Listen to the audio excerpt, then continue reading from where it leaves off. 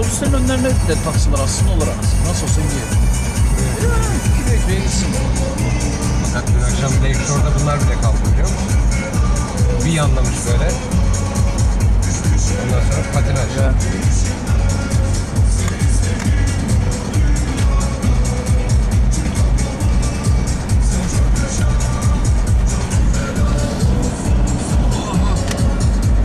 Caddenin ortasında bırakmış gitmiş. Akşamdan kalmış bu. Yani. Çek abi çek. Herife bak harbiden ha. Vay öküz vay. Vay öküz vay.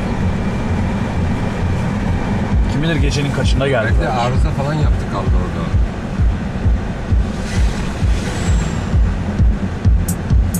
Bu da bana saray. Evet. Öyle oldu.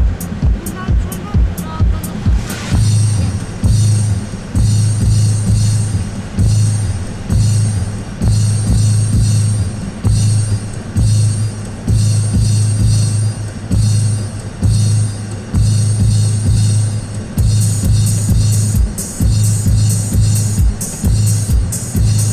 Güzel be ya.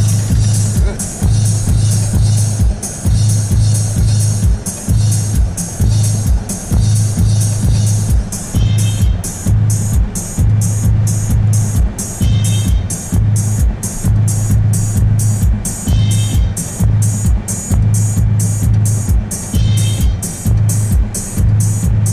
Tersten mi gireceksin? Arkamda araba var. Geç yavrum geç.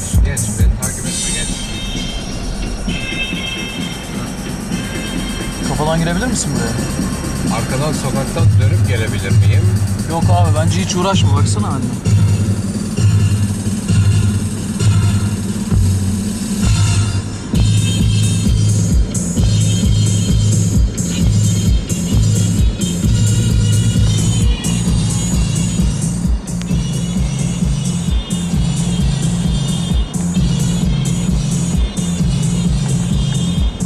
İstersin. Bence ters yöne girip öyle gir abi.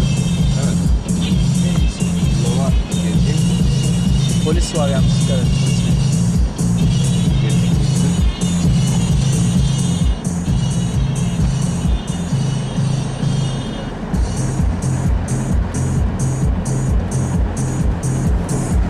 Onun size bir şey demez ki. Garajıma gitmek zorundayım abi. Açıktan geleyim.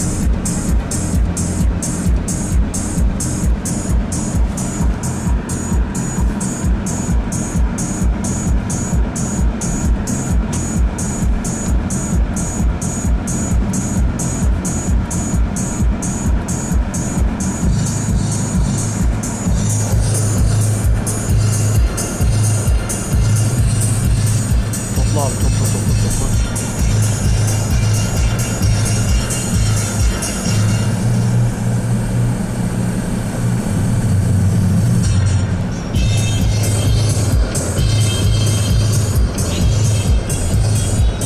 baba nasıl gelecek garaja?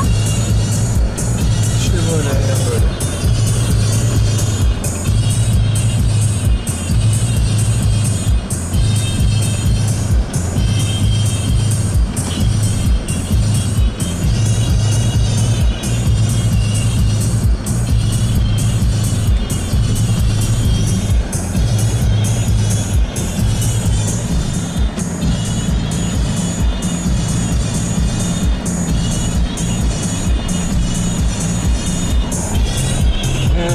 Mehter Marşı'yla girdik abi.